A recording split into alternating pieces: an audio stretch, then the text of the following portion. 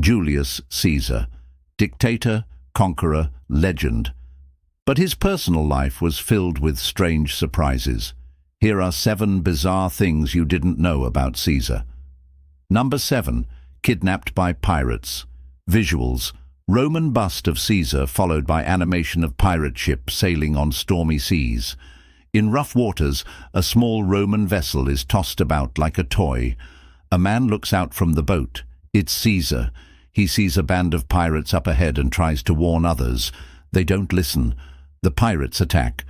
The little boat is soon overturned and Caesar and his men are thrown into the sea. After being rescued, Caesar finds himself tied up on the deck of the pirate ship. The pirates discuss how lucky they are to have captured such a big prize. One of them plays with a dagger, taunting Caesar. Caesar tells him to go ahead and kill him if he wants to prove his bravery. The pirate doesn't do anything. Instead, they decide to hold Caesar hostage for ransom. They send a letter to Rome demanding gold in exchange for his safe return.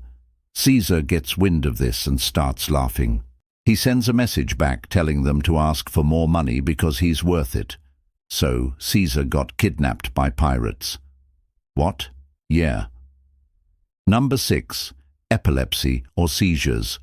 Visuals: bust of Caesar, then animation of him clutching his head while on a battlefield. According to historians, Caesar probably suffered from epilepsy. He experienced seizures throughout his life, which would have been extremely difficult to control. At the time, medicine wasn't advanced enough to treat his condition, but he still went on to lead armies across the known world. Historians believe that his first seizure took place when he was a young man. This was during a military campaign in Asia Minor. There was an account written by a Roman senator who witnessed the event. It says Caesar seemed to be overwhelmed with an insane and violent attack. He fell to the ground and foamed at the mouth. His eyes were wide and staring blankly. He twitched violently, and his whole body shook. This could have been a major obstacle for any general, but Caesar pressed through, showing everyone that even great leaders struggle through difficult situations. We're not sure how many seizures he had or how often they occurred.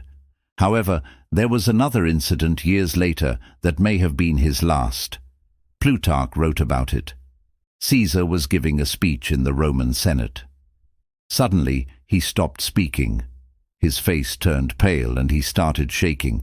His attendants rushed over to him, thinking he'd been poisoned.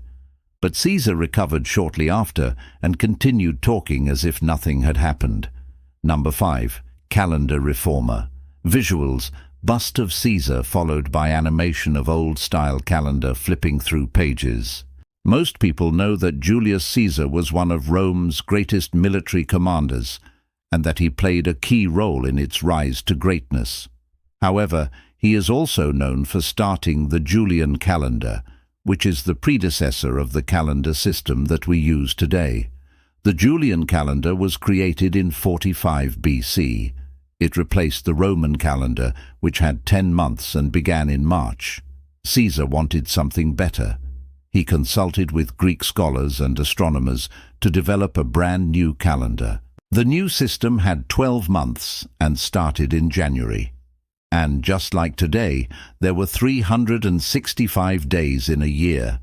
Every 4th year was a leap year with 366 days. Back then, the months didn't have 31 days like now. For example, September had only 29 days. But these days were shifted around so that each month either had 30 or 31 days. This made the total number of days the same as the old calendar. So instead of having 1 day less than now, the extra day was added to February. It was a small change, but it's made all the difference in the world. To this day, we use this calendar to tell the days of the week, the months of the year, and the dates of our birthdays. Number 4. Cleopatra's lover. Visuals: bust of Caesar, then animation of Caesar and Cleopatra embracing. While we usually think of Cleopatra as the lover of Mark Antony, she actually had a relationship with Julius Caesar first. They met when Cleopatra was just 19 years old. She sent word to Caesar that she was willing to meet him anywhere, whether it be in the Temple of Venus Genetrix or in the Forum Romanum. Soon after, Caesar paid a visit to Alexandria. This was supposedly the beginning of their affair. They travelled to Rome together, where Cleopatra gave birth to Caesarion. Their romance shook both Rome and Egypt, but it didn't last long. Cleopatra returned home, possibly to escape the jealousy of Caesar's wife, and Caesar left soon after to fight in a civil war. During the conflict, he was assassinated, and Cleopatra lost her lover. Years later, she had a relationship with Mark Antony, another one of Caesar's allies. When he too died, Cleopatra killed herself. Number 3. Wrote about himself in third person. Visuals, bust of Caesar, then animation of him writing on a scroll. One of the odder habits of Julius Caesar was his insistence on referring to himself in the third person. It seems strange to us today, but this was actually a form of ancient self-branding. Caesar wanted to appear powerful and detached. He also believed it helped to build his public image. Most of his letters and writings are addressed to friends and family. In these, he refers to himself as Imperator Caesar. This means he refers to himself as the supreme commander. The practice began around 51 BC. He was on the run from Pompey the Great. Caesar hid in disguise in the town of Andium. From there he wrote a letter to the Roman Senate. The letter was signed Imperator Caesar. Before this point, only the Emperor of Rome had used the title. Caesar doesn't hold back in the letter either. He talks about how he'll come back to Rome and punish those who betrayed him. It's clear that Caesar wants to be seen as more important than a regular Roman citizen. In the decades since, leaders around the world have copied his style. If you look closely at official documents, you can see that many important people refer to themselves in the third person. Number 2. Stabbed 23 times. Visuals, bust of Caesar, then animation of daggers flying towards him, ending with blood dripping down the blade. Julius Caesar was assassinated on the floor of the Roman Senate. It was a plot hatched by a group of senators who were afraid of his growing power. The plan was to kill Caesar and put an end to his dictatorship. On March 15, 44 BC, Caesar entered the Senate building. He was surrounded by his close friends and family. A short time after, several senators approached Caesar. They told him that they wanted to speak to him about something important. This was their signal to strike. The assassins pulled out their daggers and attacked Caesar. They stabbed him over and over again. Caesar tried to defend himself, but there were too many attackers. Finally, he collapsed on the floor. He was bleeding badly and could feel his life slipping away. Doctors examined his wounds and said that he was stabbed 23 times. However, they also said that only one of these wounds was truly fatal. So maybe Caesar could have survived if he'd gotten help sooner. That didn't happen. Instead, he died on the spot. Number 1. His last words unknown. Visuals, bust of Caesar, then animation of him falling to the ground with a dagger in his chest. Et tu, Brute. Most people believe this was Caesar's last words.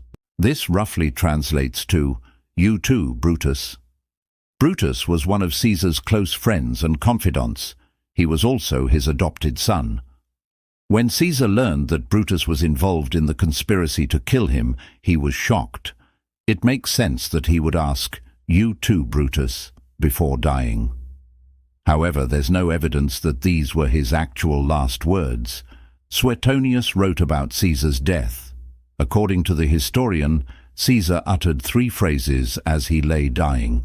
First he said, "So then this is what it means to be a Roman citizen." Next, he asked for a piece of paper and wrote down some financial instructions for his wife.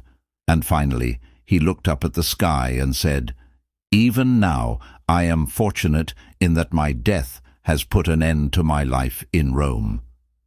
We don't know if this last comment was directed towards someone else. Some versions say Caesar spoke the line to no one. These comments might have been his true last words, but there's no way to confirm it. It's possible that Caesar never said a word at all as he lay dying.